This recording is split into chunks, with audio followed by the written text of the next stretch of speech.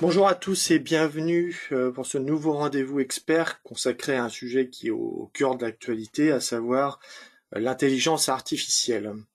Alors plus concrètement, on va s'interroger sur ce que l'IA peut réellement apporter aux acheteurs publics notamment. Au cours de cette heure, donc, nous allons vous montrer comment ces nouvelles technologies peuvent vous aider dans vos pratiques professionnelles, du sourcing à la rédaction des marchés en passant par l'évaluation des offres vous découvrirez des cas d'usage concrets qui vous permettront de mieux comprendre les enjeux et les perspectives d'intégration de l'IA dans vos missions quotidiennes. Alors pour nous guider à travers ce sujet, j'ai le plaisir d'accueillir aujourd'hui Monsieur Ludovic Millet, président de Pixis Support. Alors pour rappel, vous avez à tout moment la possibilité de poser par écrit vos questions via la boîte de dialogue ouverte sur la droite de votre écran.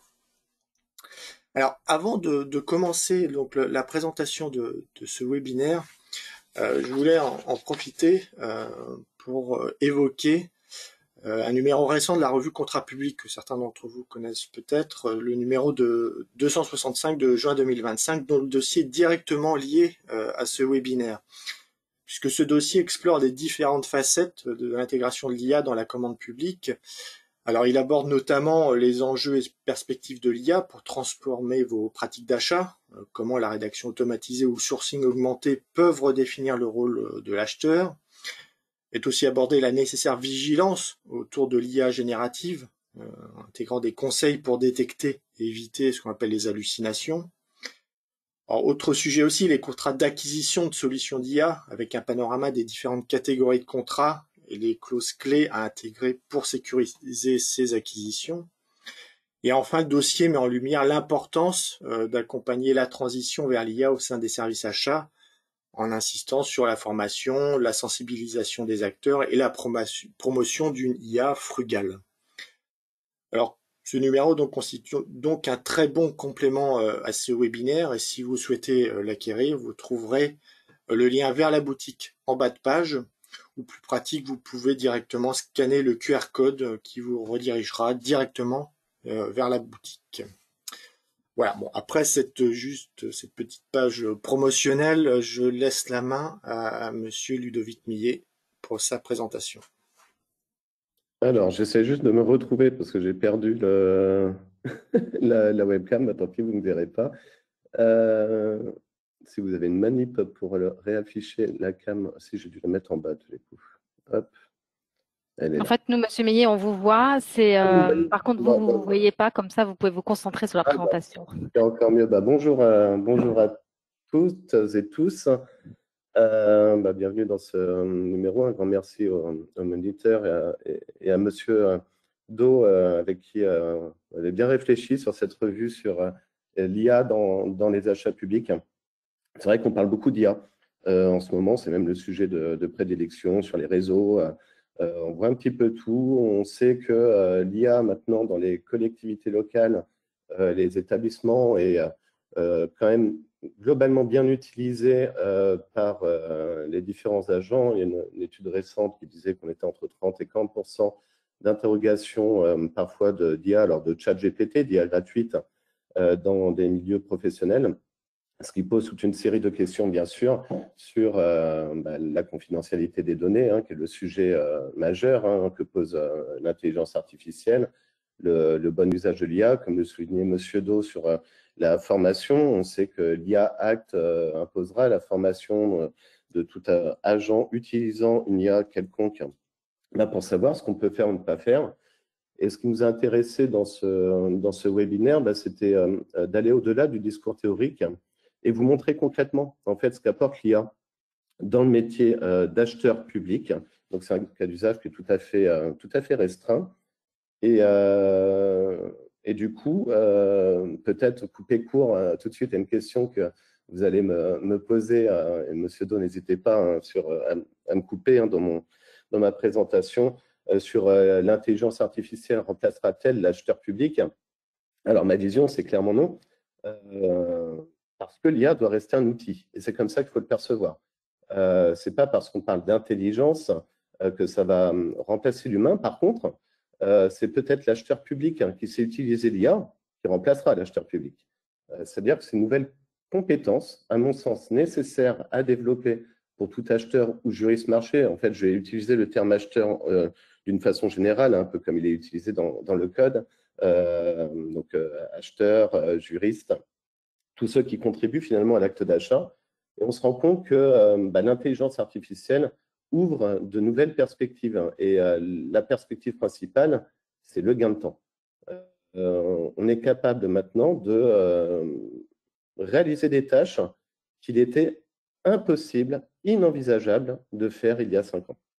Alors, pour me présenter, moi, je suis Ludovic Millet, je suis le président de la société Pixis Support, qui est un cabinet d'AMO en achat public que j'ai fondé il y a 10 ans. J'ai une particularité, c'est qu'auparavant, j'étais fonctionnaire au CNFPT en tant que responsable juridique et directeur des achats du Centre des Monuments Nationaux. Et du coup, tout le métier est lié autour des achats publics. Et il y a 5 ans maintenant, on a pensé au niveau du cabinet à une solution utilisant l'intelligence artificielle à l'époque où ChatGPT n'existait pas. C'est-à-dire qu'on avait vraiment réfléchi sur des usages, alors très égoïstement sur les marchés que nous, on faisait, comment gagner du temps dans les différents actes que l'on passait, de la définition de besoins, à la rédaction de CCTP, à l'analyse des offres, au contract management, au suivi d'exécution. Et donc, il y a 5 ans, on a commencé à réfléchir et on a sorti Maya il y a un peu plus de 3 ans, et en plein avènement de l'IA générative. Et donc, on s'est intéressé de très près à tout ça avec le premier cahier des charges, parce que quand on teste ChatGPT, alors c'est très bien quand on parle d'IA, en fait, il faut dissocier les IA dites grand public, c'est-à-dire celles sur lesquelles vous pouvez vous inscrire et l'utiliser. Hein. Il y en a essentiellement ChatGPT, mais il y en a d'autres. Et les IA dites privées qui, elles, prennent un engagement de non-divulgation des données.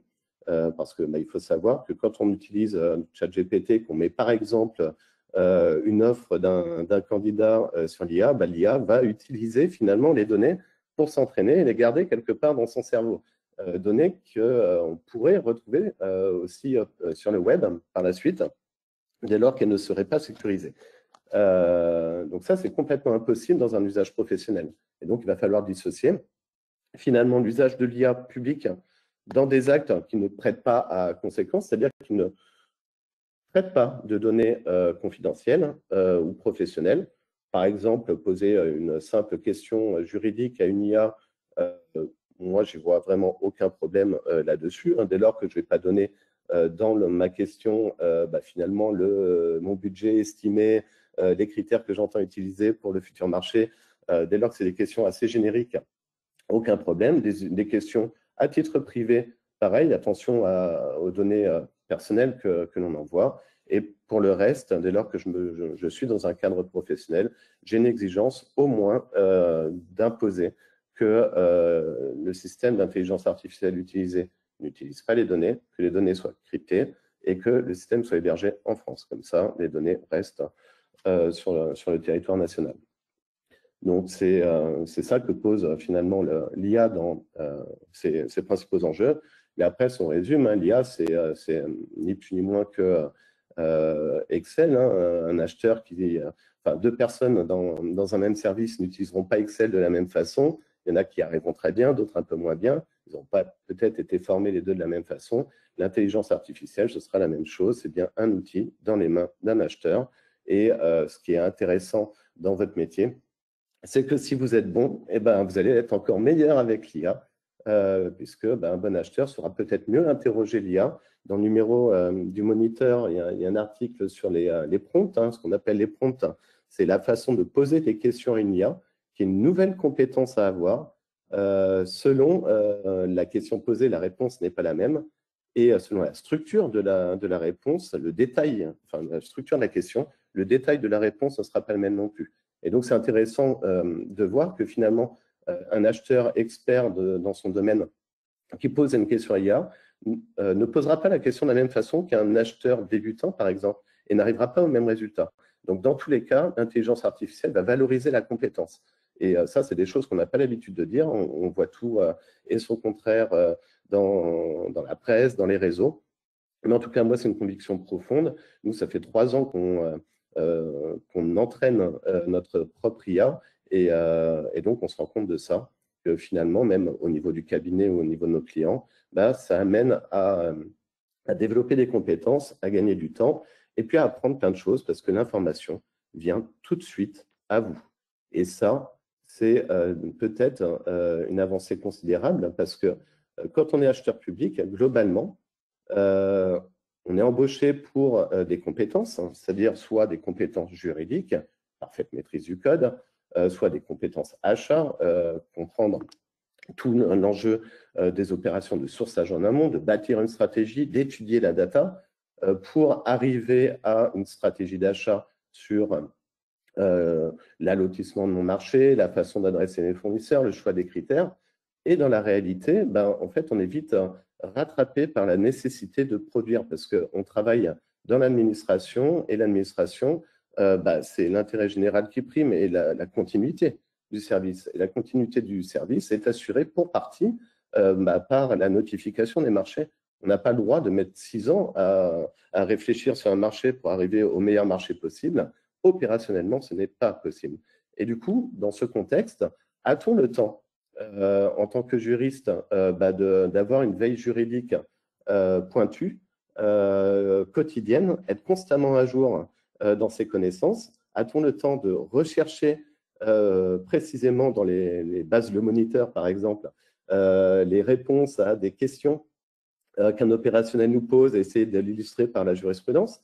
En tant qu'acheteur, a-t-on le temps de passer du temps à trouver des fournisseurs, s'y retrouver dans la jungle de Google ou des différents sites des fournisseurs? Eh bien, pas nécessairement.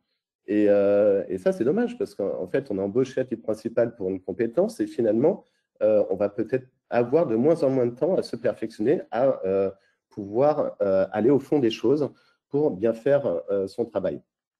Et du coup, face à ça, bah, l'intelligence artificielle rebat les cartes très clairement. Donc, on va le voir. Attendez, je vais essayer de vous mettre un truc. Voilà. Tac. Voilà. Là, vous êtes sur Maya. Donc, Maya, c'est une solution qui est 100% en SaaS. Là, vous pouvez avoir des informations sur le site qui est ici, maya.app. Et donc, je vais vous montrer des cas d'usage. Alors, ce n'est pas pour faire la promotion de la solution, mais c'est vraiment vous montrer différentes choses parce qu'on va parler de LLM, de Big Data, de LRM. Qu'est-ce que c'est que tout ce charabia? On va le voir par l'illustration. Et le cas d'usage que je posais tout à l'heure sur je suis juriste et je n'ai pas le temps de rechercher de l'information, on va pouvoir utiliser l'IA, donc dans un cadre sécurisé là, important, pour poser toute une série de questions. Par exemple, est-il possible de limiter le nombre de pages maximum d'un mémoire technique? On a l'IA qui va répondre, qui va citer les arrêts, donc ses sources, et vous faire les liens vers différents sites, différentes bases de données. Donc là, c'est ce qu'on appelle de l'IA générative ou un LLM, un grand modèle de langage qui comprend ce que vous lui dites et qui va interroger ses sources et on peut lui poser n'importe quelle question. Par exemple, on peut poser des questions pour définir des critères. Là, pour un marché d'accompagnement de retour à l'emploi pour les cadres, peux-tu me détailler les éléments d'appréciation à retenir pour l'analyse du critère processus de traitement des licences mensuelles des bénéficiaires? Et l'IA va me proposer toute une série d'éléments d'appréciation à prendre en compte pour l'analyse de mon critère. Donc, on peut poser autant de formes de questions qu'on veut.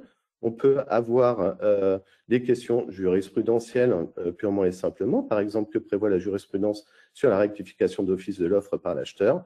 Et on a l'IA qui va vous répondre. Vous pouvez même mettre des cas pratiques et l'IA va orienter sa réponse. Donc, on voit qu'on divise par 100 minimum le temps de recherche d'informations. Après, ce n'est qu'une proposition de réponse que l'IA vous fait. Et c'est vous, avec le recul que vous avez sur votre métier, que vous allez prendre en compte ce que l'IA vous dit ou non. C'est un petit peu comme une recherche Google, en fait.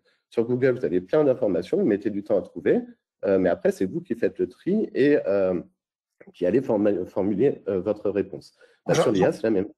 Oui, Pardon, excusez-moi, j'en profite juste pour vous interrompre. Alors, justement, comme vous évoquez ce cas de la jurisprudence, on le sait bien, enfin moi je l'ai constaté de nombreuses reprises, des problèmes d'hallucination au niveau de la jurisprudence oui, quand on utilise l'IA. Comment être sûr vraiment que lorsque vous citez enfin qu'une jurisprudence ressort d'une IA, être sûr vraiment qu'elle existe, que ce ne soit pas et que alors, son contenu correspond bien à ce qui est demandé.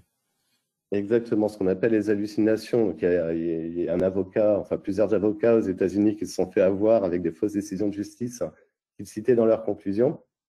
Euh, Là-dessus, deux choses. En fait, on peut dissocier, par exemple, un chat GPT et un Maya. Un chat GPT aura peut-être naturellement tendance à halluciner parce qu'il utilise énormément de bases de données à la fois. Et après, selon le prompt qu'on va lui donner, l'IA sera peut-être déterministe et voudra à tout prix répondre quelque chose quand, au final, ça n'existe pas. Et c'est un petit peu le travers qu'on peut constater dans les IA, c'est qu'elles se forcent à répondre constamment. Et du coup, là, elles peuvent inventer des choses. Nous, on a fait un gros travail là depuis 3 ans justement pour supprimer ce phénomène d'hallucination sur un travail sur la donnée en amont que l'on injecte à l'IA. Entre la première version qu'on avait sortie de Maya, donc il y a 3 ans, enfin 2 ans, sur la fonction IA générative, et maintenant, on a travaillé en fait les données. On a une IA qui travaille les données, qui les donne à une autre IA pour justement vérifier que les choses existent. Donc il y a un système de redondance de l'information avant que la réponse ne soit faite pour éviter justement ce phénomène hallucinatoire. Donc en fait, il y a un enjeu maintenant dans la donnée en elle-même, hein. On constate un peu trop, par exemple, l'utilisation de l'open data pour pas mal d'IA qui sortent. C'est bien, mais l'open data, c'est des données qui ne sont pas retraitées et restructurées pour l'IA. Et du coup, voilà, il y a cet enjeu-là. Alors, si vous interrogez des IA grand public, essayez dans vos prompts, en tout cas, de dire si tu ne sais pas, ne réponds pas, et si il n'y a pas de décision de justice, ne les invente pas. Peut-être que ça va limiter un petit peu ce phénomène hallucinatoire, mais c'est pas dit. Et c'est vrai que c'était le grand tort de l'IA générative à son avènement, c'est que tout le monde a été subjugué. Puis après, quand on commençait à utiliser ChatGPT pour diverses choses, on voyait qu'il inventait des choses. Donc plus les modèles évoluent aussi, hein, moins ce risque est prégnant, mais il existe encore dans là la dernière version de 4.5 de ChatGPT, il y a encore des cas où il y a des phénomènes hallucinatoires. Parce qu'en fait, c'est une IA qui est généraliste, elle n'est pas spécialisée sur un domaine. Et la spécialisation fait qu'on réduit aussi considérablement ce risque. Et puis surtout, la pertinence des bases de données qu'on lui donne est importante. Donc là, c'était un exemple de, finalement, grand modèle de langage, LLM, donc Large Language Model, donc dit autrement, IA générative. Il n'y a pas que ça, en fait, dans les IA. C'est vrai que tout le monde parle d'IA générative, et quand on dit IA, c'est ChatGPT. Mais en fait, on oublie aussi que l'IA, c'est un système qui est capable d'utiliser une multitude de données. Et ça, pareil, ça peut changer la donne, par exemple, sur des cas comme le sourcing, où on a beaucoup de données, en fait, sur les marchés, d'ailleurs, beaucoup de données que vous devez faire remonter, soit via vos profils acheteurs, soit sous une autre forme, sous une forme d'enquête, et ainsi de suite. Et ces données-là sont très peu accessibles, hein, pour les acheteurs publics. Pourtant, c'est une véritable mine d'or. Et donc, quand on veut faire un sourcing, comment utiliser cet ensemble de données?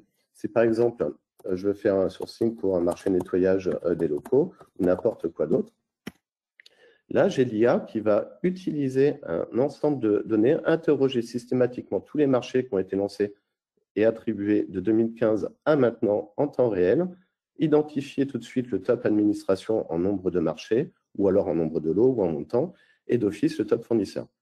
Mais là, je suis sur un sourcing au niveau national. Alors, sauf si je suis sur un établissement national, c'est compliqué. Mais si par exemple je veux avoir un sourcing juste en Normandie, là c'est ce qu'on appelle la data visualisation. J'ai toutes les données qui sont actualisées et je vais avoir les acheteurs et les fournisseurs là qui sont regroupés. Et je peux rentrer comme ça indéfiniment dans la donnée. Si je veux les fournisseurs de nettoyage dans la santé en Normandie, je rentre et je les ai tout de suite. On voit que là, par cette action, sur Google, j'aurais mis minimum 4 jours. Là, j'ai instantanément les données qui s'affichent. Et bien sûr, ce qui est important, c'est que derrière, les données, je vais pouvoir les vérifier, puisque après, avec l'IA, vous pouvez sortir plein de graphes. Hein, là, il y a pas mal de choses sur les marchés de critères environnementaux, sociaux, les durées, les dates de renouvellement, mais surtout, vous avez tous les marchés qui sont en dessous. Et du coup, par marché, vous pouvez vérifier les choses sur l'allotissement. Et là, par exemple, ce qui est une information très intéressante pour un acheteur, c'est de voir que l'allotissement qui a été retenu ici n'a pas trouvé preneur avec 3 lots sur 4 déclarés sans suite. Et donc, dans ce cas-là, je vais regarder le marché, voir dans ce secteur-là comment ça a été structuré. Peut-être que d'avoir 2 lots vitrerie sur des secteurs différents n'a pas de sens du point de vue des fournisseurs. On voit que j'ai reçu 8 offres sur le lot nettoyage des locaux sur un secteur, et après tout ce qui est vitrerie, je n'ai pas d'offre. Alors peut-être est-ce un défaut de sourcing. Dans ce cas-là, ça aurait été intéressant avant de lancer le marché, ou du moins partant de ce constat, que je regarde en vitrerie quels sont les fournisseurs pour les contacter, leur dire qu'on va lancer un marché, ce qu'ils sont intéressés. Donc l'IA en fait permet de doter les acheteurs d'un outil qui est très puissant et qui permet tout de suite de trouver les entreprises, d'avoir des informations sur les entreprises en elles-mêmes. Si par exemple, je fais Pixis, moi, comme ça, on a les références de la société, avec qui la société travaille, la liste des marchés dont elle est attributaire, et on peut regarder pas mal de choses à l'intérieur sur les multi-attributaires, les groupements qui ont été constitués. Et donc, vous avez les références faites des sociétés. Donc, pour le sourcing, vous connaissez déjà un peu la société avant de l'interroger, et autrement, vous pouvez faire un sourcing sur des entreprises inclusives. L'IA permet également aussi de constituer les portefeuilles achats de toutes les administrations de France. Et ça, c'est intéressant parce que quand on prend par exemple un portefeuille achat sur une communauté urbaine, l'IA arrive à reconstituer le portefeuille et identifier le top fournisseur.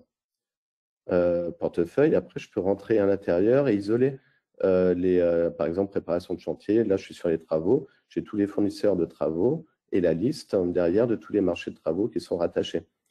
D'un point de vue stratégique, c'est bien parce que les mutualisations entre collectivités, comprendre pourquoi sur une collectivité voisine, j'ai tel fournisseur et pas chez moi, tout ça, ça fait partie du travail de l'acheteur pour optimiser finalement ces marchés. À l'époque, il y a bien longtemps, quand je faisais de la formation, j'avais l'habitude de dire, en fait, j'adore l'expression « on lance un marché ». Lancer un marché, c'est pas s'interroger sur comment il va être reçu par les entreprises en face. Et l'enjeu de l'achat, c'est de s'interroger sur cette réception. Est-ce qu'il va atterrir dans leurs mains ou est-ce qu'il va atterrir à côté? Et pour ça, il faut des outils. Et maintenant, l'intelligence artificielle permet de faire pas mal de choses et de faire gagner du temps, surtout aux acheteurs, et d'être bien plus efficace. Donc ça, c'était ce qu'on appelle le big data, finalement, c'est l'usage de données de masse qui, derrière, reconstitué un cas d'usage, permettent instantanément, en fait, d'avoir des retours sur la donnée. Il y a d'autres modèles qui vont utiliser des raisonnements un peu plus avancés, et ça va être les cas d'usage sur la rédaction des contrats, notamment des CCTP, mais pas que. Derrière, vous pouvez même rédiger des spazers avec l'IA, vous pouvez faire pas mal de choses. Vous pouvez rédiger aussi des questionnaires de sourcing avec l'IA. Et je vais vous montrer un petit peu, rapidement, comment ça se passe. Je vous interromps Oui. Juste par une question d'un participant. Comment l'IA a accès à ces données, liste des marchés des collectivités? Est-ce que c'est via l'open data? Et comment ça se passe si les collectivités ne publient pas encore leurs données? En fait, l'IA repose sur les données qui ont été rendues publiques. En tout cas, nous, c'est ce qu'on fait parce qu'on n'utilise pas les données clients. Donc, toutes les données qui ont été mises sur votre profil acheteur, par exemple, l'IA arrive à y accéder. Si vous avez décidé de rendre le marché privé, restreint, l'IA n'y a pas accès. On ne va pas utiliser les données des utilisateurs pour enrichir la base, parce que nous, on s'interdit d'utiliser ces données-là et d'entraîner l'IA avec. Donc là, c'est un choix qu'on a fait nous. Et du coup, sur Maya, vous avez plus de 900 000 marchés, donc il y a quand même pas mal de choses. Et du coup, de cette grande diversité, en fait, si on fait tourner une IA sur ces modèles de données, on arrive à en sortir des choses assez intéressantes, sous réserve d'avoir bien entraîné l'IA et surtout de bien travailler les données, parce qu'on peut arriver rapidement à des choses qui ont un effet waouh, mais après, pour que l'IA soit pertinente, ça, c'est notre paire de manches. Et la pertinence de l'IA, c'est vraiment le sujet, je pense, majeur à l'heure actuelle, parce qu'on a pas mal d'IA qui fleurissent à droite, à gauche, et donc, le but du jeu, c'est que ça vous fasse vraiment gagner du temps. Si derrière, vous devez vérifier ce que l'IA vous dit à chaque fois, c'est compliqué. Et du coup, sur cet exemple, pour rebondir sur votre question, sur rédiger un marché avec une base de données, du coup, avec l'IA, on peut faire pas mal de choses et notamment lui dire rédige-moi un CCTP pour un marché de nettoyage des locaux. Si je reprends cet exemple bête, mais j'aurais pu dire pour un marché de système de transport embarqué de train, un CBTC. Enfin, en fait, tous les segments d'achat sont intégrés nativement.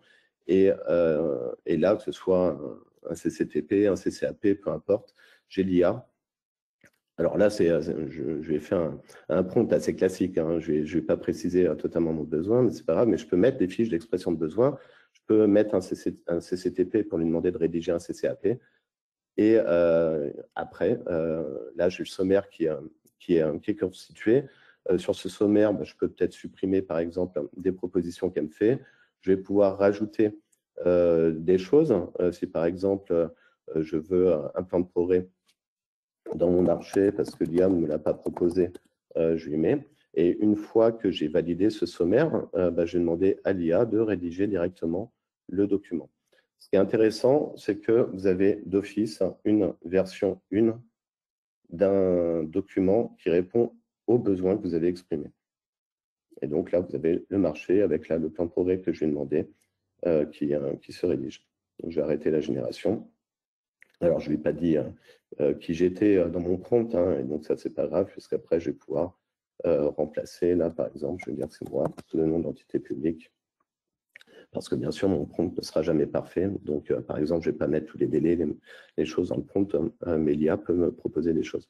Donc là, pour arriver là, pareil, vous avez une IA qui, ce coup-ci, arrive à vraiment raisonner, à comprendre quel est le besoin qui lui est exprimé, quelle structure de document il faut retenir.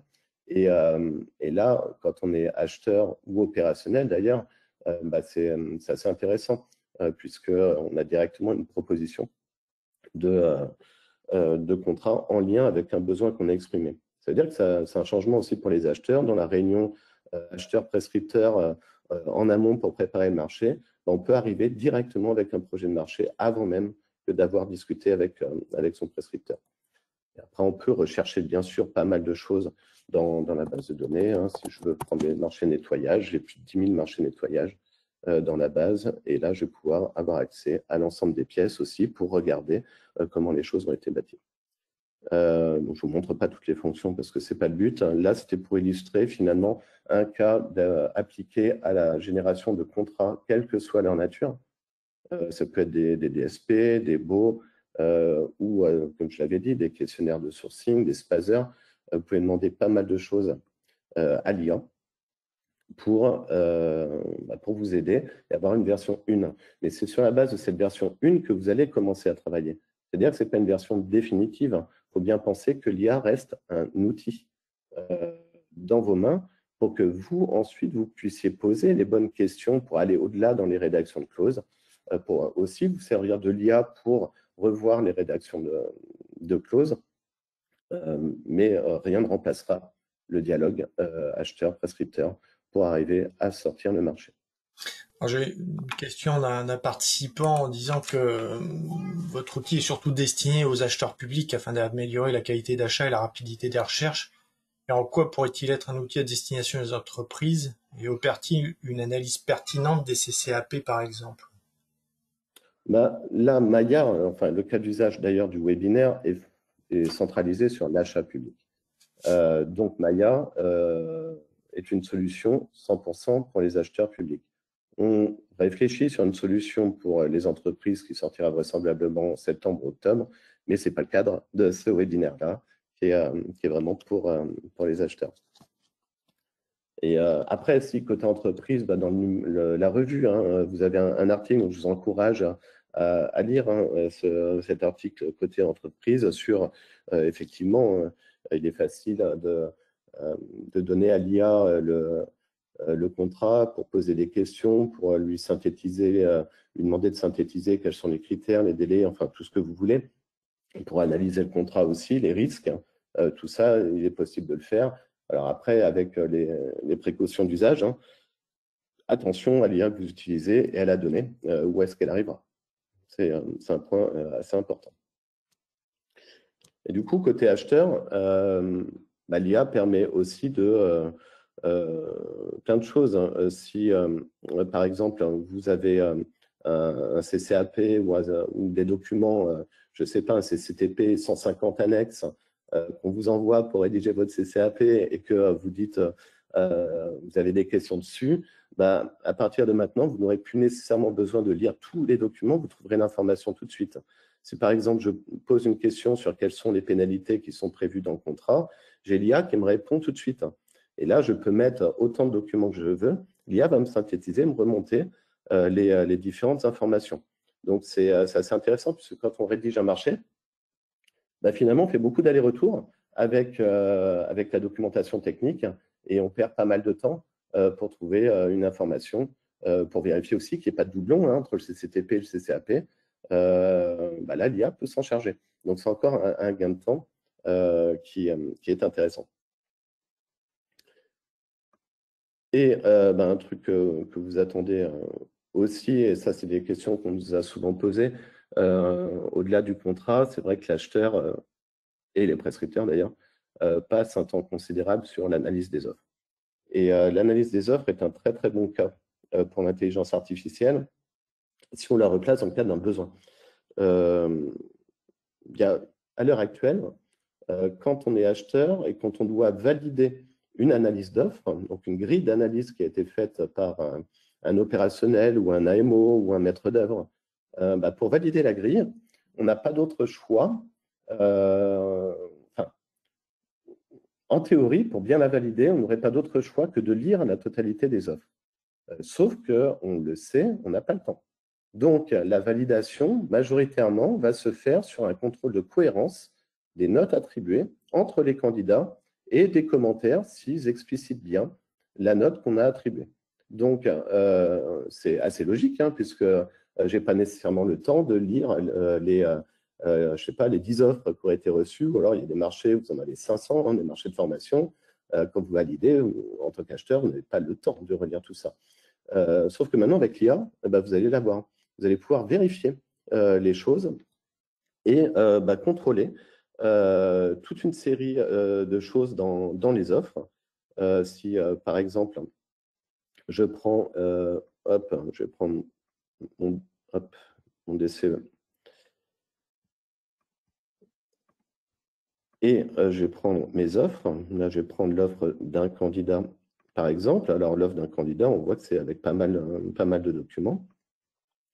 Je vais pouvoir demander à l'IA, par exemple, pour vérifier les profils, quels sont les profils proposés par chacun des candidats. Donc là, je peux mettre mes 60 offres, si je veux, et je peux poser directement des questions sur le contenu des offres ce coup-ci, et l'IA va me répondre candidat par candidat et me dire à l'intérieur tout ce qu'elle détecte. Et ça, c'est un élément qui est assez intéressant parce que je peux contrôler, du coup, si je pose bien mes questions, je vais pouvoir vérifier. Par exemple, quand dans un rapport, j'ai quelqu'un qui me dit oui, cette information n'est pas détaillée, je vais pouvoir vérifier si c'est le cas ou pas. Mais sans avoir à lire les offres. Et l'IA va me sortir derrière les documents utilisés, la page à aller consulter. Donc, je vais pouvoir tout vérifier instantanément.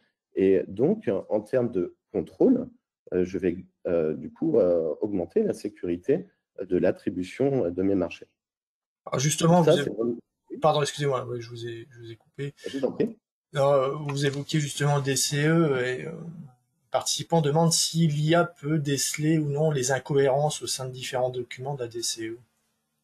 Oui, oui, oui, bah, ça je ne l'ai pas montré, mais effectivement, on a des fonctions de comparaison. Comparer un document par rapport à un autre et voir les incohérences qu'il y a. L'IA est aussi en capacité de contrôler la légalité d'un document, c'est-à-dire de vous ressortir à la fois les clauses qui sont légales, illégales ou à risque, hein, selon elle. Alors, au niveau du contrôle de légalité, on n'est pas encore au niveau de contrôle par un avocat. C'est-à-dire que l'IA, c'est une analyse, une proposition en tout cas qu'elle vous fait, mais c'est quand même déjà très intéressant parce qu'en 2 secondes, vous avez l'analyse de votre contrat et tous les points de vigilance qui ressortent. Donc ça, c'est pareil, un gain de temps et un gain de sécurité assez intéressant, puisque l'IA va aussi contrôler à la fois par rapport au code, mais par rapport au CCAG. Et on sait que les CCAG, c'est des choses qu'on parfois on ne maîtrise pas assez, parce que des fois, il y a des clauses qui sont obligatoires en application des CCAG qu'on doit avoir dans le contrat, où derrière, l'IA peut identifier toutes les dérogations qu'il y a. Donc, l'IA est aussi en capacité de contrôler la cohérence et la légalité d'un document. Il y a un participant qui indique qu'il a, qu'il a eu une mauvaise expérience d'un AMO qui a utilisé l'IA pour analyser des offres techniques. Et je trouve que l'analyse n'a pas été suffisamment relue. Le participant dit que certes, on gagne du temps, mais on perd en réflexion personnelle. Et peut-on exiger d'un AMO s'il a eu recours? Je pense que c'est à une IA. Alors, ça, c'est une excellente question. Parce que déjà, l'AMO aurait dû vous demander l'autorisation. Parce qu'en fait, il va utiliser vos données et derrière, vous auriez dû valider, parce que s'il a utilisé une IA, c'est forcément un chat GPT qu'il a utilisé. Parce qu'il n'a pas d'IA propre, et puis il n'utilise pas Maya, parce que les AMO, enfin, c'est réservé aux acheteurs. Donc, là-dessus, déjà, à mon sens, il y a une faute de l'AMO que de ne pas vous avoir demandé. Ça peut être d'ailleurs une clause intéressante dans vos contrats, quand vous avez des contrats de maître d'œuvre ou d'assistance à maîtrise d'ouvrage, que d'exiger systématiquement l'autorisation de votre part pour l'utilisation de l'IA. Le but du jeu, ce n'est pas de l'interdire, mais c'est de vous assurer, un, que c'est une IA sécurisée qui est utilisée, et deux, du coup, de vérifier les choses. Et après, c'est vrai que quand on met une offre sur ChatGPT et qu'on lui demande de faire l'analyse, ça va être assez générique, ce qui va ressortir. Sauf si l'AMO est le roi du prompt engineering, et encore, même avec ça, les modèles d'IA sont limités en taille. Donc, l'AMO ne le verra pas, mais l'IA va se fonder sur une partie du mémoire et pas la totalité. Nous, on a dû développer en fait des bibliothèques qui permettent de faire face à des fichiers sans considération de taille pour faire des analyses techniques. Donc, c'est… voilà. Oui. Alors toujours, comme on est dans le cadre de l'analyse des offres, justement dans le cadre-là, l'IA peut-elle déceler les incohérences entre les offres et le CCTP, CCAP, ainsi qu'éventuellement les offres anormalement basses? Alors, oui, totalement. Les incohérences entre en fait, c'est ce qu'on appelle le contrôle de conformité. Donc, l'IA est en capacité d'analyser. Là, par exemple, si je prends, je ne sais pas, le DCE, je vais reprendre ça, et que je reprends mon offre 1 ici, que je fais valider. Là, l'IA va déceler tous les éléments, tous les points de non-conformité qu'elle peut faire remonter directement. Donc, candidat ne fournit pas une description claire des rôles et fonctions de chaque personne, composition, expertise de l'équipe, méthodologie. Là, ça dépend du CCTP que vous mettez, mais l'IA est en capacité du coup d'analyser la conformité de l'offre à votre cahier des charges. Mais elle peut aller plus loin. En fait, là, on mène tout un travail parce qu'au départ, quand on avait sorti la fonction d'interrogation des offres et de poser des questions, c'était dans le but de faire une analyse. Et on s'était rendu compte que pour analyser les offres sur des critères, il fallait que dans le prompt qu'on lui mettait, par critère, on détaille beaucoup de choses, et qu'au final, c'était assez long et fastidieux. Et on m'a demandé en fait de réfléchir sur finalement, est-ce que l'IA ne serait pas en capacité d'analyser totalement, sans aucun prompt, les mémoires de toutes les entreprises. Et là, ça fait plus de 8 mois qu'on travaille là-dessus. On en est à la version bêta 3 de l'analyse technique, puisqu'on collabore avec de grandes administrations pour comparer ce que sort l'IA par rapport à ce que sortent des prescripteurs. On est vraiment en train d'étalonner l'IA. On a de très, très bons résultats. Et là, ce coup-ci, l'IA, en fait, je sélectionne toutes mes offres et elle va automatiquement analyser pour vous faire un rendu ensuite. Là, parce que je ne vais pas la faire tourner parce que c'est un peu long. Si je prends derrière un rapport d'analyse, RAO, là, voilà. Là, l'IA a tourné et est en capacité de sortir toute seule ce rapport-là, là, sur 2 candidats, en détectant les coordonnées, en identifiant les critères, les sous-critères, les éléments d'appréciation utilisés par l'acheteur, et critère par critère, sous-critère par sous-critère, l'IA résume ce que le candidat a présenté, identifie les forces, les faiblesses et en capacité de faire une proposition de note. Et donc, elle est là en capacité, derrière, après les notes sont pondérées, de sortir tout un rapport complet sur l'ensemble des critères, quel que soit le nombre de candidats. On l'a fait tourner sur 200 candidats simultanément.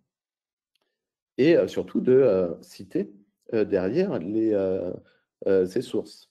Donc, c'est le fruit d'un gros travail et on est obligé en fait de confronter à chaque fois comment l'IA raisonne par rapport à comment un acheteur ou un opérationnel raisonne pour entraîner, réentraîner le modèle pour qu'il soit performant.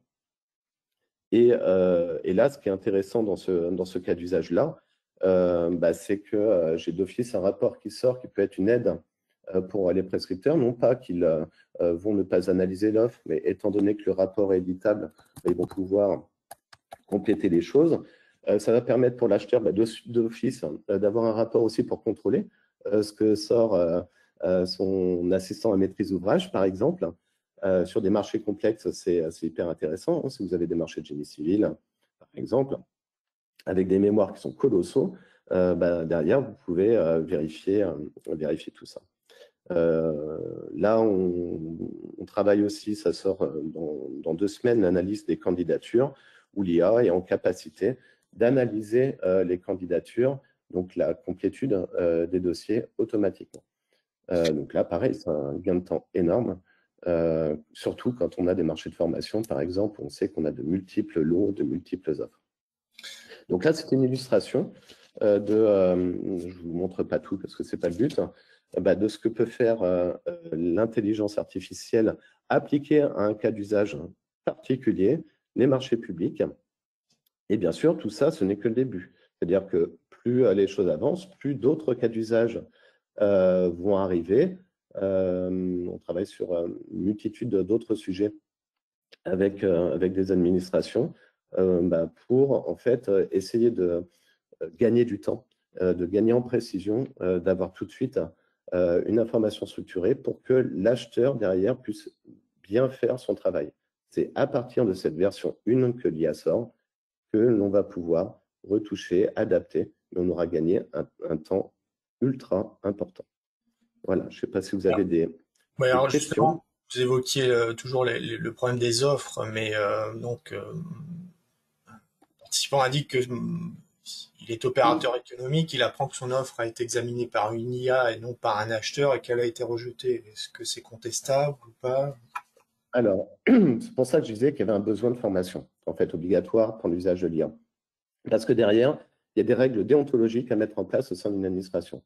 Par exemple, utiliser l'IA pour attribuer un marché, juste l'IA pour attribuer un marché, pour moi, ce n'est pas possible parce que l'IA n'est pas décisionnaire. Le pouvoir de décision, c'est vous qui l'avez. Il faut que ce soit un outil d'aide à la décision et non pas un outil décisionnel. Et ça, c'est une différence de taille. On ne peut pas, enfin je pense, déontologiquement, dire je fais faire 100% d'analyse par l'IA, je vérifie rien du tout et j'attribue les marchés comme ça. Ce serait donner à l'IA ce pouvoir de décision dont on ne peut se dessaisir. Donc, il est important quand on déploie un système d'IA, quel qu'il soit, que ça s'accompagne d'une réflexion déontologique sur les usages, se dire auprès de qui on déploie, comment on l'utilise. Bref, il y a une formation qui est nécessaire, un accompagnement qui est nécessaire. Et ce temps d'accompagnement, on peut le trouver assez facilement parce que des systèmes d'IA comme Maya, il y a 0 paramétrage. C'est login, mot de passe, ça fonctionne tout de suite. Donc, le temps que j'avais auparavant sur le paramétrage de mes outils, là, je ne l'ai pas et je peux peut-être l'utiliser pour avoir une sensibilisation sur l'IA. Et puis, un règlement interne sur l'IA ou une charte IA sur l'usage de l'IA dans ma collectivité. Et donc, il est fondamental de ne pas utiliser l'IA pour prendre des décisions à notre place. Parce qu'après, on pourrait tirer le biais jusqu'au bout. Hein. Sur un profil acheteur, je reçois les offres, je couple une IA qui automatiquement attribue et envoie les lettres de rejet. Donc là, l'acheteur n'a plus rien à faire et tout est automatisé. Et un système automatisé comme ça, du point de vue de l'IA Act, ça nécessiterait beaucoup de précautions supplémentaires. Et à mon sens, ce n'est pas souhaitable. Alors j'avais une autre question, on y avait peut-être un peu déjà répondu. Comment peut-on sécuriser les données vis-à-vis d'un titulaire qui souhaiterait utiliser l'IA? Faut-il ou peut-on interdire l'utilisation de l'IA sur les données transmises, surtout dans le cadre d'un marché de prestations intellectuelles? Là, hélas, je n'ai pas la réponse. Interdire à un prestataire d'utiliser l'IA, c'est quasiment impossible et c'est invérifiable. Donc, là-dessus, c'est assez compliqué. Moi, je pense qu'il faut peut-être faire attention dorénavant sur des marchés dits sensibles et puis des marchés classiques, un marché de fourniture de bureau. On va dire qu'il n'y a pas d'informations ultra stratégiques et puis si le prestataire utilise l'IA pour analyser son marché, bon, pourquoi pas. Par contre, si j'ai un marché sur ma sécurité informatique, par exemple, peut-être prendrais-je la décision de le mettre en procédure restreinte ou pas, en procédure négociée, mais surtout derrière d'avoir un engagement avant transmission du DCE pour que l'entreprise s'engage à ne pas divulguer d'informations. Et donc, par la divulgation, dans ce cas-là, il y aurait le fait de ne pas utiliser d'IA grand public. Donc, ça se passerait en fait par un acte à formaliser avant la transmission du DCE, qui serait une sorte de NDA en définitive, sur lequel le bénéficiaire, enfin le destinataire des données s'engage à ne pas les réutiliser et à les détruire le cas échéant, passer un certain temps, comme on peut avoir dans pas mal de marchés de sécurité, de défense ou autre. Donc, il est possible. Maintenant, il ne faut pas généraliser ça. Hein. Si vous faites ça pour tout, ça va être l'enfer. Donc, c'est un peu comme les IA. Hein. Il y a les IA dites sensibles et les autres IA. C'est à peu près le même raisonnement qu'il faut avoir sur la donnée en fait, qu'on communique. Mais juridiquement, oui, il n'y a rien qui oblige un acheteur à informer les candidats qu'il utilise une IA, en fait. Non, c'est plus côté entreprise où il n'y a rien qui oblige l'entreprise à informer à l'acheteur qu'il a utilisé l'IA. Après, côté acheteur, est-ce que l'acheteur doit informer les entreprises qui utilisent l'IA? Tant qu'on n'est pas sur des processus automatiques de décision, non. Par contre, si on était un jour sur un processus automatisé de décision, assurément, oui. Alors, oui, certains évoquent le problème des offres entre guillemets artificielles. Si une entreprise utilise l'IA pour répondre au mieux à un marché, ne risque-t-elle pas de perdre un peu de son identité propre? C'est-à-dire que l'offre de cette entreprise ne risque pas d'être artificialisée pour coller au mieux au marché? En fait, là-dessus, il y a deux choses. Comme j'ai dit, l'IA, c'est un outil. Donc, l'entreprise qui fait 100% de son mémoire sur l'IA et qui l'envoie telle qu'elle, elle va avoir quelque chose de générique. Elle n'aura pas mis de sa valeur ajoutée à elle dans ses process. Elle n'aura pas réfléchi sur l'offre. Maintenant, ça reste un super outil pour bâtir les offres. Et effectivement, si on pousse le bouchon un peu loin, l'IA est en capacité de sortir une partie de la réponse de l'entreprise et donc de porter des engagements. Donc, l'acheteur va attribuer sur cette base en se disant l'offre est formidable. En plus, en matière de délai, il me dit qu'il fait 2 fois plus vite que tout le monde. Hein, c'est génial. Donc, je lui attribue le marché. Ce qu'il ne faut pas oublier, c'est que ce sont des engagements contractuels. Et donc, l'entreprise qui se sert de l'IA sans peser aussi ce que l'IA lui met dans son mémoire technique, elle commettra une faute et donc ça risque de lui coûter cher à la fin. À mon avis, elle ne le fera qu'une fois. Parce que derrière, l'engagement contractuel, il est opposable. Et donc, si l'entreprise nous a raconté du flanc, l'exécution risque de très mal se passer et très rapidement. Donc, là-dessus, il n'y a pas de réponse. On ne peut pas trop maîtriser les choses. Moi, je pense qu'il faut s'en remettre au bon sens de chacun. Et moi, en tant qu'entreprise, si je réponds à un appel d'offres, je ne vais pas faire porter 100% de la réponse par ChatGPT. Hein. Ça, c'est complètement impossible. Il doit y avoir une valeur ajoutée que l'entreprise rajoute par-dessus l'IA. Mais après, c'est un super instrument quand même. Alors, moi, on a une question sur le problème du stockage des données, savoir où sont stockées les données des offres ne risque peut-être pas d'être utilisées par ailleurs, et comment protéger le secret industriel et commercial. Sur ChatGPT, vous ne pouvez pas. Donc, voilà, c'est clair. Sur Maya, les données sont stockées en France, sont cryptées. Et là-dessus, on a de très, très grosses administrations qui utilisent ça. Donc, il n'y a pas de sujet. Mais c'est vraiment la différence entre les IA grand public et les IA privées, en fait, les IA spécialisées. Mais cette réflexion sur la data est fondamentale.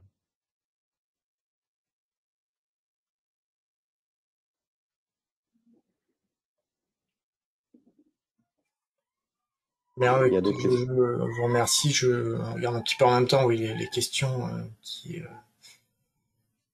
sont arrivées. Bon, on fait à peu près le tour, oui, des différentes questions avec.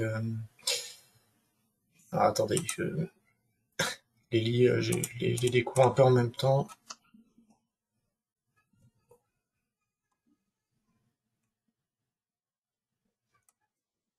Attendez.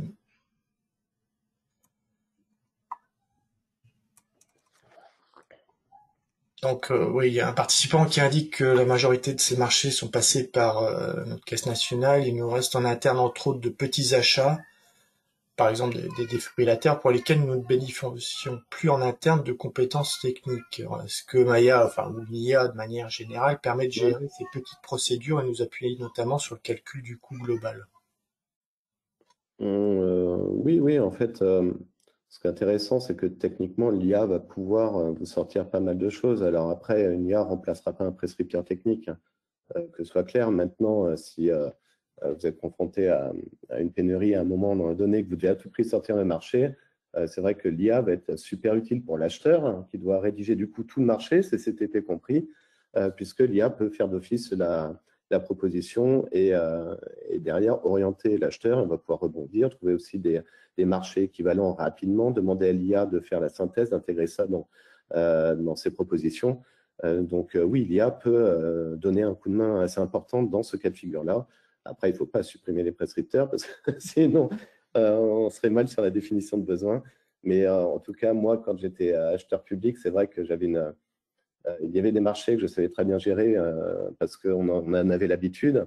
Et à chaque fois, le truc qui était infernal, c'est tiens, j'ai un nouveau besoin, un nouveau marché, tu vas me le lancer.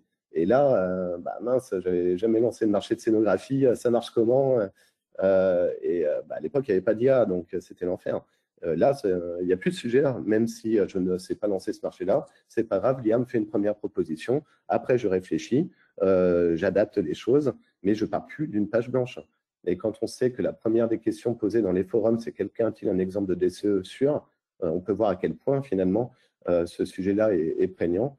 Et maintenant, il n'y aurait plus besoin d'avoir ces questions-là. C'est directement l'IA qui me sort des choses. Et d'ailleurs, sur les forums, quand on voit les questions juridiques qui sont posées, là, pareil, normalement, il n'y a plus besoin de questions sur les forums. L'IA répond très, très bien sur toutes les questions qui sont posées. Nous, on avait fait le test sur la totalité des questions des forums sur les administrations, alors que ce soit des forums territoriaux ou des forums plus spécialisés. Et c'est vrai que l'IA répond instantanément aux questions qui sont posées. Oui, alors je reviens sur une question qui était liée à ce que on a vu au départ concernant la jurisprudence. De manière générale, les sources, ne faudrait-il pas que l'IA indique ses sources systématiquement, sinon comment jauger? Quid de l'esprit? Oui, en fait, vous avez entièrement raison. Nous, on l'a forcé à citer ses sources. parce que moi, en tant que juriste, en fait, si on me dit est-ce que je peux faire ça, que l'IA me répond oui, bon, c'est bien, mais sur quelle base? J'en sais rien. Comment je vais expliquer derrière la décision qui est prise? Donc, sans les sources en droit, ça ne tient pas la route. Donc, l'IA est obligée de citer ses sources, citer les jurisprudences, citer aussi les endroits où elle a tiré ses informations. C'est capital, parce qu'il faut quand même que ce soit vérifiable. L'IA, c'est un petit peu une chambre noire. On ne sait pas comment elle arrive à la conclusion, mais il faut que moi, je sois en capacité de faire le raisonnement inverse pour voir si je suis d'accord ou pas avec ce qu'elles me disent. Et donc, si je n'ai pas les sources de données que je vais pouvoir vérifier, même les jurisprudences, essayer de creuser, ça ne me sert pas à grand-chose, en fait. Oui, ce qui est important, de toute façon, je pense, quoi qu'il en soit, quelle que soit l'utilisation qu'on en fait, c'est de la vérification qui doit être faite derrière. On ne peut pas se contenter de ce que dit l'IA et de le prendre comme pour argent comptant. Oui, et en fait, ce que je constate, c'est un paradoxe, hein, parce qu'on est très, très exigeant envers l'IA et on n'est absolument pas vis-à-vis d'Internet. Donc, quand on recherche sur Google et qu'on ne trouve pas, c'est pas grave. Par contre, quand on pose une question à l'IA qui a dit j'ai pas la réponse, ça devient grave. Mais alors que peut-être qu'il n'y a pas de réponse. Et donc, on attend, parfois on fantasme aussi un peu ce qu'est l'IA. On pense qu'elle a la réponse à tout, même quand il n'y a pas de réponse. L'IA n'est pas un juge. L'IA va ressortir des informations s'il y a de la donnée. Si la donnée n'existe pas, soit elle hallucine, soit elle est entraînée pour ne pas le faire, elle répondra qu'elle n'a pas d'informations dans ses sources. Oui, un participant demande comment conserver la compétence des équipes si on intensifie l'utilisation de l'IA. Alors, moi, je suis peut-être un peu isolé là-dessus, vu que ça fait plus de 5 ans que j'utilise les différents systèmes d'IA. En fait, on se rend compte que la compétence de l'équipe, on augmente assez rapidement puisque j'ai un ensemble d'informations qui vient tout de suite à moi. Est-ce que la compétence de l'équipe, je la garde quand je n'ai pas le temps, quand mes équipes n'ont pas le temps de faire de veille juridique, de se tenir au courant, de creuser les choses et réfléchissent mécaniquement en reproduisant? Là, est-ce que je garde la compétence sur la durée, sans renfort de formation, et dans un système où j'ai une IA qui lui envoie des informations à jour tout le temps? Donc, au bout d'un moment, on devient un peu plus expert dans son domaine, puisqu'il y a pas mal de choses auxquelles on n'avait pas pensé. Par exemple, je ne sais pas, là, si je vous montre quelque chose, si je suis en train de rédiger mon marché, là, hop, je vais prendre un marché quel qu'il soit. Voilà, CCAP. Voilà. Là, sur la tierce maintenance, en fait, l'IA détecte tous les termes juridiques et je vais avoir accès au régime de la maintenance adaptative, de la TMA, donc c'est CAGétique. Dès qu'il y a des choses importantes, l'IA va me le dire. Par exemple, je lance un accord cadre. Tout de suite, je vais avoir accès à toute l'information sur les accords cadres multi-attributaires, mono-attributaires, les fourchettes de pondération, les exemples de clauses. Bref, l'IA me fait venir à moi toutes les informations. Et donc, là, si je suis curieux, du coup, je vais me dire, tiens, pourquoi elle a souligné en violet ces choses, ou quel est le régime du mandataire, par exemple? J'ai accès tout de suite à l'information, même si je suis sous l'eau. Et c'est en ce sens-là où je trouve que c'est assez professionnalisant, finalement, sur les problématiques je sais pas, de cible du titulaire ou qu'est-ce que l'IA peut, le cas de réponse technique, de développement durable. Enfin, voilà, j'ai accès vraiment à beaucoup, beaucoup d'informations très rapidement. Alors après, il y a deux natures de personnes. Il y en a certaines qui sont curieuses et d'autres qui sont plus casanières. Là, si je suis casanier, je ne vais pas me professionnaliser avec toutes ces informations-là que j'ai. Si je suis curieux, je vais le faire. Donc ça, après, c'est en fonction de chacun, bien évidemment. Mais en tout cas, moi, j'ai tendance à dire que derrière, on comprend un peu mieux ce qu'on fait via l'IA. L'IA ne remplacera pas des revues spécialisées comme le Moniteur ou des bases de données comme le Moniteur Juris. L'IA ne remplacera pas la formation professionnelle, puisque ça reste une machine. Mais l'IA constitue indéniablement un nouvel outil dont il est aujourd'hui quasiment impossible de se passer si on veut être performant et bien sortir ses marchés. Alors une dernière question, parce on va arriver à la fin de ce webinaire. C'est vrai que oui, on parle beaucoup d'IA pour la phase de préparation, de rédaction des marchés, mais est-ce que l'IA peut accompagner l'acheteur ou le prescripteur lors de l'exécution du marché? Alors là, nous, c'est un sujet sur lequel on travaille en ce moment. C'est pas simple, hein. Donc oui, bien évidemment, la réponse est oui. Ne serait-ce que lorsque je vous avais montré sur interroger le contenu de tout un DCE, quand on est en exécution, on s'interroge, par exemple, je suis prescripteur et dans quel délai le titulaire doit remettre son livrable, quels sont les SLA qui lui sont applicables, dans tel cas de figure. Enfin, là, je peux me servir de l'IA pour tout de suite interroger le contenu de mon contrat. Ce qui est une bonne chose, hein, parce que le contrat est l'éternel oublié de l'exécution. Une fois qu'on a signé le contrat, il cale une porte. Et puis, l'exécution, c'est avec le fournisseur. On a trop peu tendance à revenir au contrat parce que des fois, ils sont tellement gros que c'est compliqué. Donc, dans ce cas de figure-là, oui. Après, il y a d'autres sujets sur lesquels on travaille qui seraient le claim management, le traitement des réclamations par les entreprises. Une entreprise qui demande une somme indemnitaire parce qu'elle considère que la collectivité a fait une faute ou a méconnu le contrat sur telle ou telle nature d'engagement ou n'a pas validé le DGD dans les délais.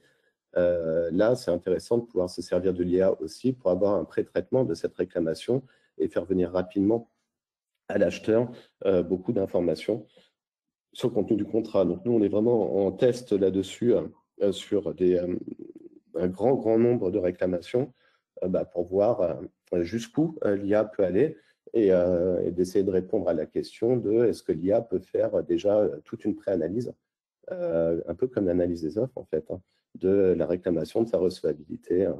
Voilà, c'est un sujet sur lequel on travaille assez fortement en ce moment et qui nécessite beaucoup d'entraînement, puis beaucoup de cas de figure à analyser pour vérifier la pertinence derrière de ce que ça sort.